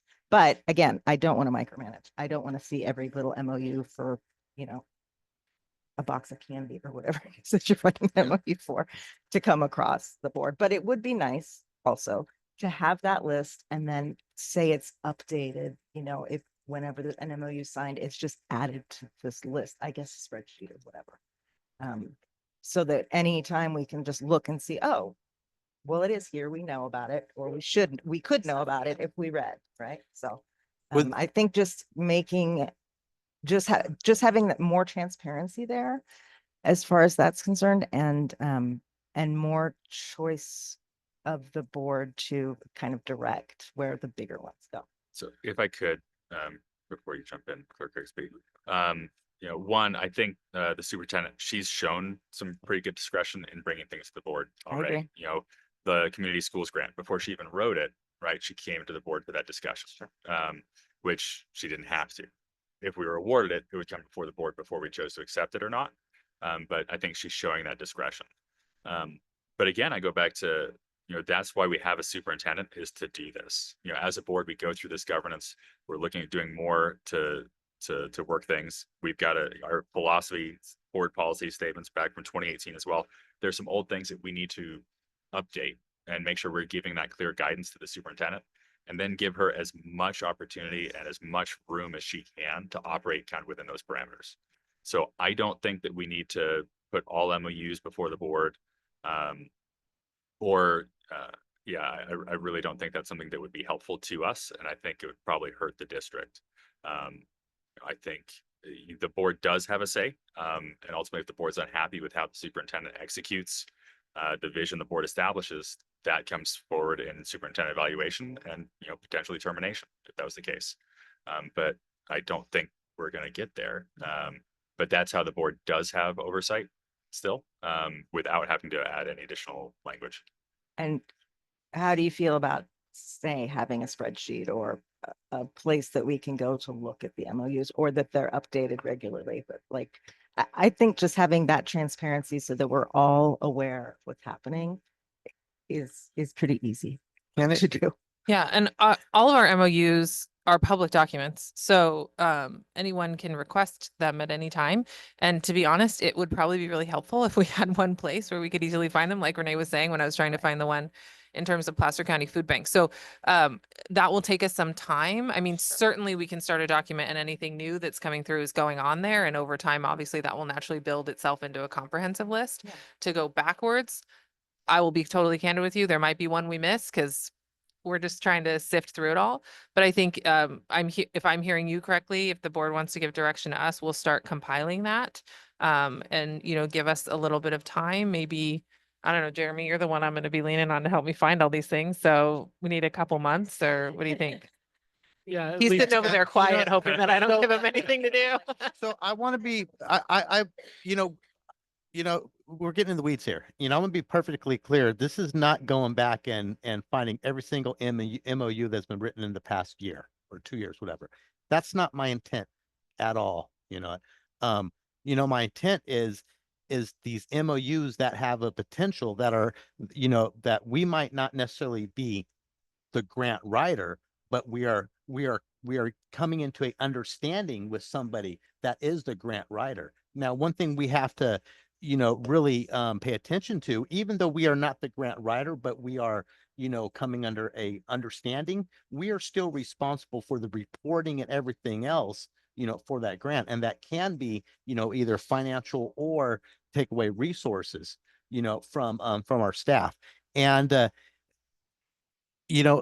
would be fine if, obviously, under consent wouldn't work because that is something being improved, even if it's something under informational, at the meeting, these are the MOUs, that has been, just a simple spreadsheet, something that we can be made aware, whether it's monthly or bi-monthly or whatever the case is. Because I can tell you, if we put a place where all the MOUs are, I'm not going to go and check that thing monthly and weekly and things like that. I'm not going to go and keep up on it. But just so that we are, I would like to be aware of when these MOUs are coming through because they are a contract. And so I mean that's where I'm at, obviously, rewriting the policy, including on that, just the discussion that we're having here tonight. I don't think that is is going to go anywhere. But I think, I'm hearing from a lot of you that we are in agreement that we would like to have a place to see it. It might make sense if there was a dollar figure attached to it for money. And expiration dates. Yes. So, for instance, if it was $100,000 or more, or 200,000, if you were going to do that, because we have a lot of them that, are with our cooperating PTC groups or our foundation that, are just small. Do you have a dollar amount that you would suggest that it be above? I would say, anything over $100,000 or $200,000 is an impact to the district budget. Like that. Now, is that something can be shown on, on a spreadsheet or something on under informational items? I think we would just look at the impact, and before we enter into an agreement that, we're not going to enter into a $100,000 or $200,000 agreement, within a month. There's going to be a lot of thought behind it. Well, and just to say, if we were to have an MOU to expend dollars, certainly at that amount, but even slightly below it, that would come to you, right?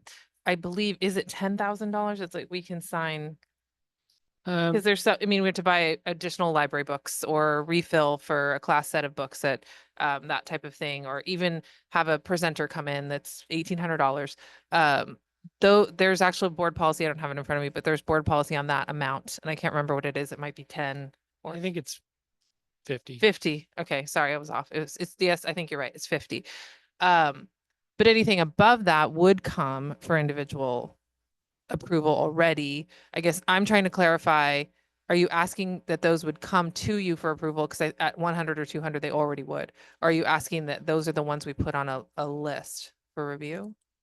I'm not asking for specific approval, on that. It's just, awareness, because if it came Awareness. to us and we're aware of it, then we say, hey, you know what, we might think or see something differently, at,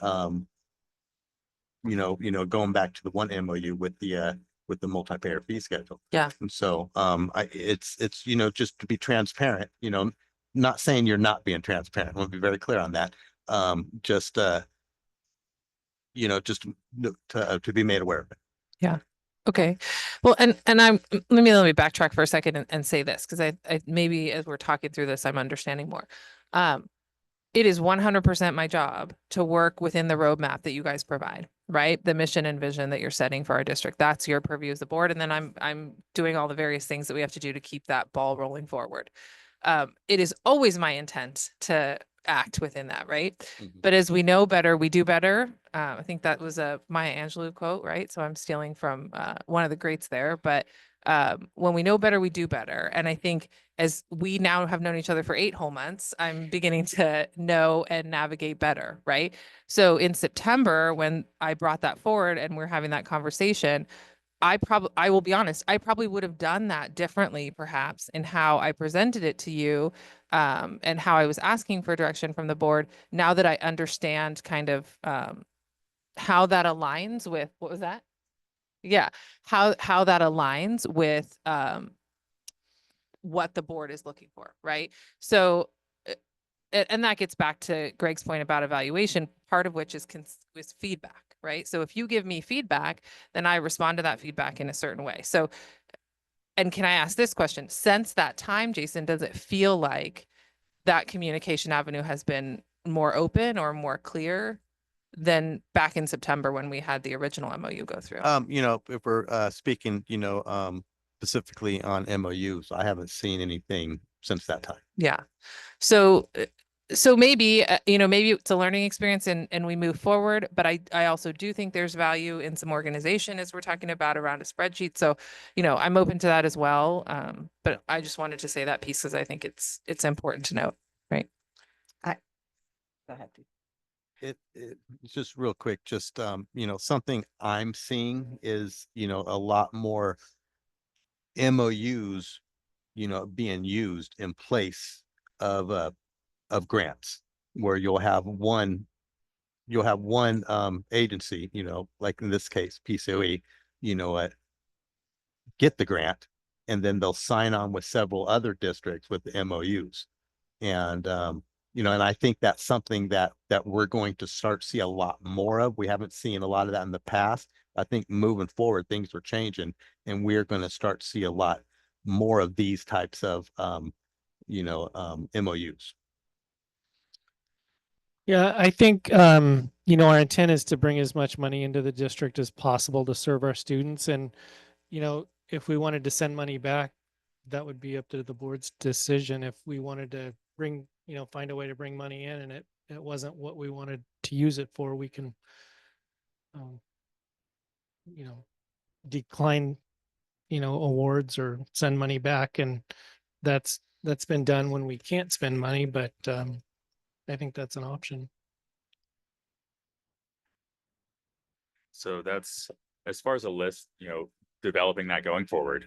I think we're all in agreement there that we'd like to see something that would help organizationally.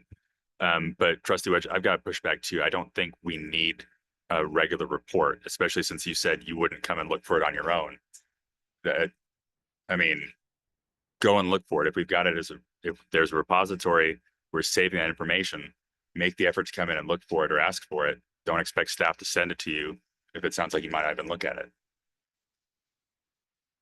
Your words were, you're not going to come here and look for it. And so Let me rephrase that. My words is, I'm not going to get on the website and constantly, look at what's updated, whether it's MOU or whatever the case may be. Just like we don't get on the website and we're constantly looking at what new policies are coming down.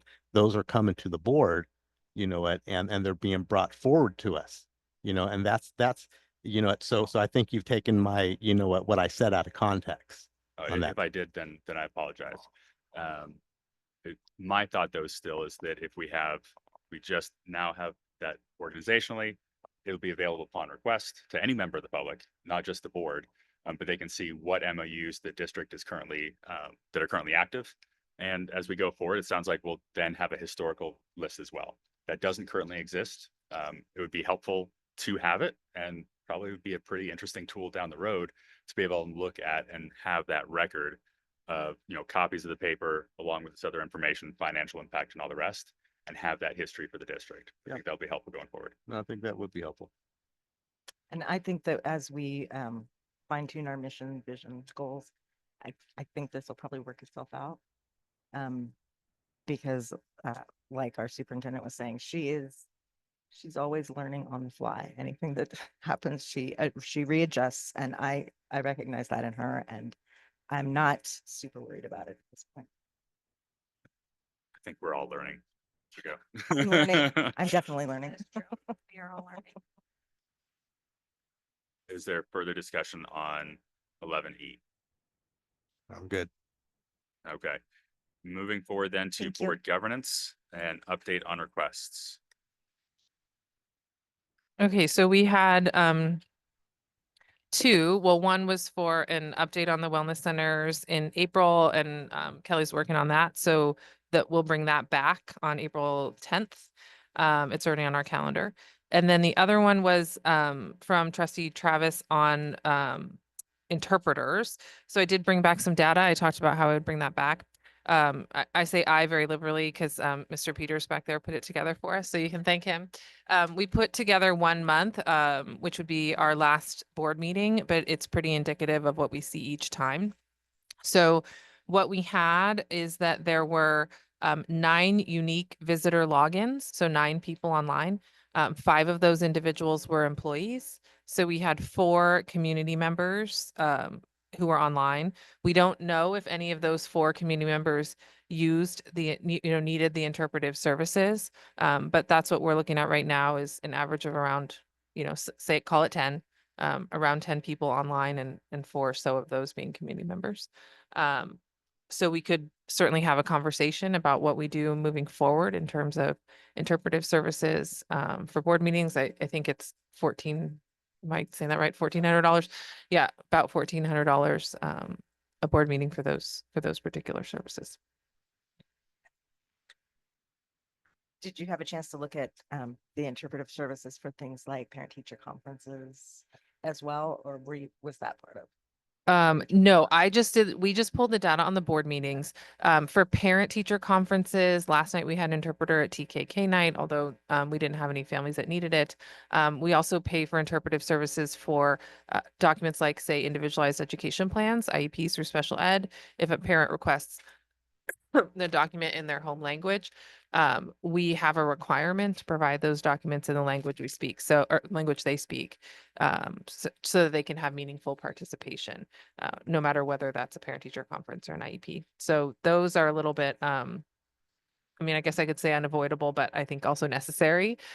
So we would continue to have those pieces. Well, I just wondered if there was like either an AI version of that or I don't know. I know law enforcement uses apps to do this. Oh, in terms of not using a human being and Right, using I'm something I'm else talking instead. about I cutting see what you're saying. costs, like still providing the service, but how can we do it at a cost saving? Okay. So Um, I know there's cost there, but you know, we want to provide the opportunity, obviously, but those money, it's coming from, a lot of it's coming from supplemental concentration to reach out to those communities. And so we have, restrictions on what we can use that money for. We can't just, put it for stuff that's not in the LCAP. So, we would have to redirect that money. Currently this year, it's looking like we may not spend all of our LCAP funds, so we would have to carry it over to the next year, and carrying over LCAP funds is not ideal.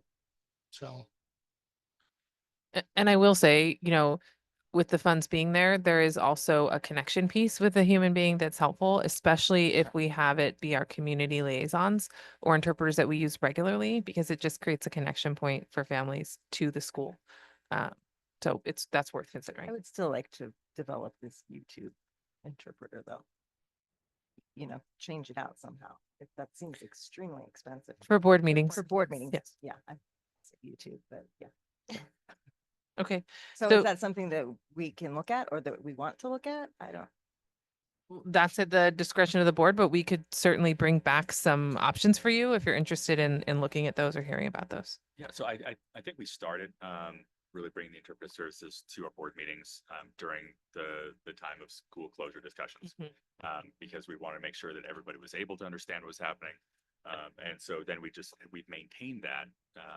Obviously now it seems like the usage is diminished. So I think we accomplished our intentions Mhm. by bringing them on board. I know they're listening and interpreting right now, so. Yeah. But I think that's certainly something as a board we could ask you to look at, and if that's something we still need to maintain or not, and leave it up to your discretion. I don't know that it requires a board action.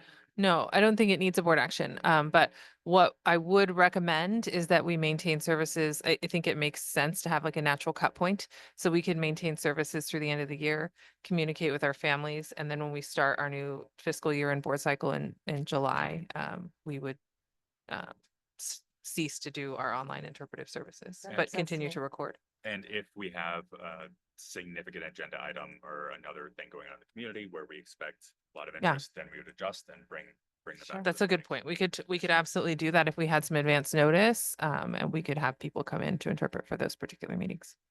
And I'm assuming that, let's say there was, a family or a community member who reached out about a particular board meeting they didn't attend. I know they're recorded, and then they requested some kind of service for that. I'm assuming that could also be. We an could respond to option. their request, Right, yes. Okay. And it's not as perfect, but I know YouTube does have, then if you're watching that, you can close captioning in different languages too, even though it's not ideal all the time. Exactly.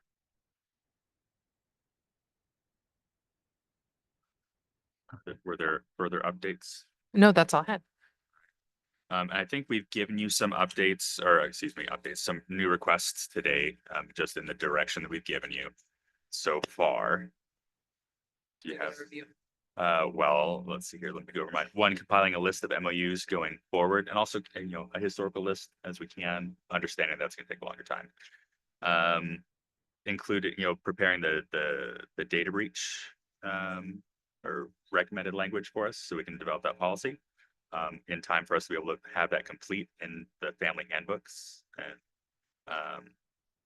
And if I could add on to that, actually, I wonder, is there a distinction or is there be a difference in how we would handle staff information if it was released? And if there is, if we look into what that would look like.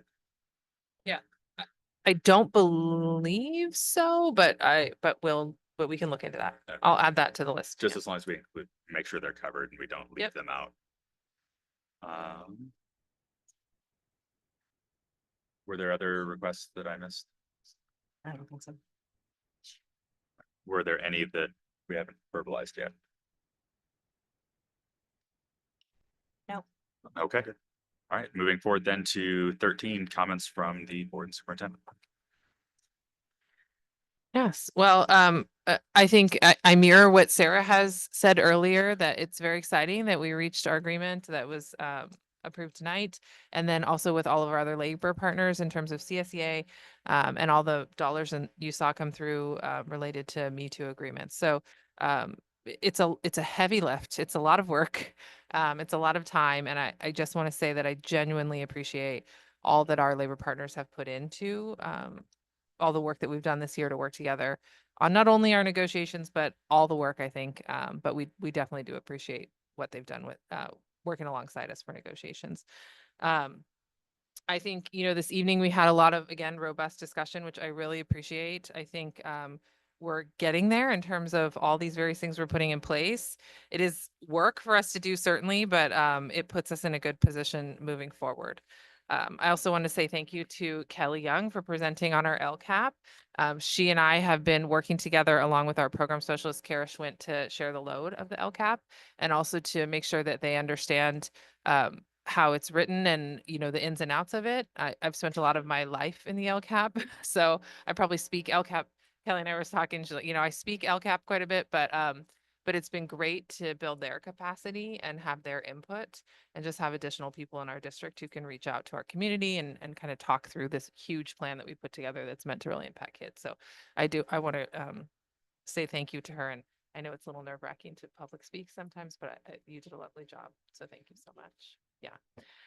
And I will also mirror what Sarah said. I cannot believe we are where we are in the year. It's February break next week. It's going to be spring break around the corner, and then end of the year events are coming. But I'm excited for all of it. We've seen a lot of growth and great things happen, and our kids find connections. And we're getting into the swing of it with this whole TK thing. So I look forward to the spring and all that that brings, and our 8th graders going off to high school. We already have high school events happening with counselors coming.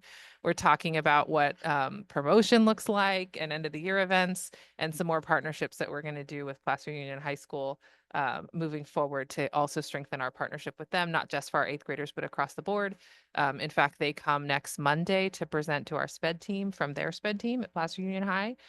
We are not a unified district, but we certainly want to work in partnership together because we do share our kids. So we're building those bridges more and more as the year goes on, and it's been lovely. So that's all I have.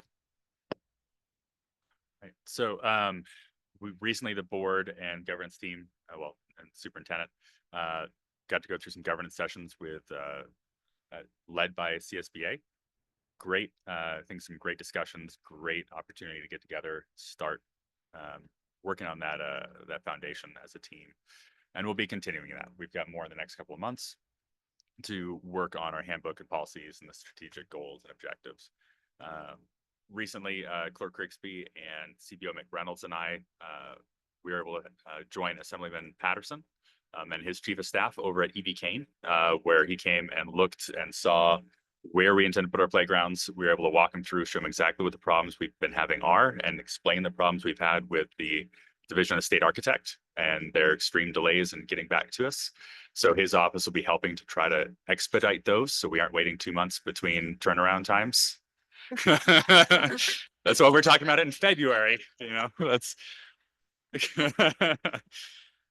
so I'm really grateful for his time that he came up here to meet with us and walk the campus with us. He was also able to get into a couple of social studies classes, so that was fun. A good opportunity for those kids and for us to see. Managed to join the TKK info night last night. It was a great presentation. I'm looking for the TK and K roundups. We had some families, some inter-district transfers that were there, so that's always good to see coming in for the next crop of the little ones. And talking about the high school as well, also had a good conversation with their board president, Jessica Spade, about some of these and about making sure that we align some of our goals with what they need, particularly with math. So that's something that I talked with the superintendent, and so we will be working to make sure that we are properly supporting our students to do well and thrive once they get to high school. So really looking forward to where we're going. Turn over to you. I want to just say that absolutely the tour, I guess is a good word, with Assemblyman Joe Patterson and Tiffany was amazing. It was so informational. It really hopefully brings light to what our district is looking for and the one hurdle that is holding it up. The governance workshop last week was amazing. I felt like we connected so well. I mean, it was so much teamwork, and it felt really good to walk out of here. So I'm really excited to see what the next one's going to be like. I also want to echo Brittany's excitement and everyone's excitement about labor negotiations and express my gratitude to all of the staff at our schools. As a parent of 2 kids in the district, I'm really, truly grateful for all the work that you guys do. And then also, yeah, our governance training was really incredible. And I feel like we are creating a really solid team and working really hard to work and govern as a team. So that's pretty exciting. I got to go to the Cinderella production at Skyridge this month. It was a modern production, no ball gowns, but there was still a rat there. Lots of fun, really, really good production. The kids were really and just super excited about being there. My kids were in drama, so I kind of like could see things that maybe other people didn't see. They were doing a great job of getting on and off stage. They managed their mics fabulously. They were trading. They were really, really good at it. So they had obviously had lots of practice. And then last night I did get to go to the TK kindergarten registration, which was really well attended and well produced by our superintendent and staff. And I want to echo what they're saying about the governance workshops. dare I say they were fun. We learned a lot about each other and about what our goals are. um, And I think we get along great as a governance team, and I hope to keep that going and continue to work with all of you. Well, All right, I'll close this out. Um, I guess, just want to touch on the two, evenings we spent for the governance, training. It's very obvious, us here on the board and you guys, you know, we do have different opinions up here. And we do see things differently, but you know what? It's really wonderful. And, that we can address our concerns and our differences, in a respectful manner. And that really showed through the governance training. We're going to have more of that. And, it was just, we had I think we all learned, from one another. And I think we all kind of left there, agreeing that, we have a great governance team, not a government's eye, a government's team. We're all going to bring things that, that is really going to help this district. And, and a couple things, that, was really taken away from this is that I think we all agree that, we are transitioning into a season of building. And I think we're all really excited as a team is that, to be at the ground level of rebuilding something that has the potential to be great. And I'm just really excited about that. And I think, the last thing we talked about is as far as getting together, some more trusting and leadership, together. I think one of the things we talked about, I think the summer we were all going skydiving. Was that the one? I actually suggested that, that we really trust one another and we pack each other's chutes. But I don't think I got, the vote for that. But anyway, that's all I have. Thank you. And with that, it is 9:03 and this meeting is adjourned.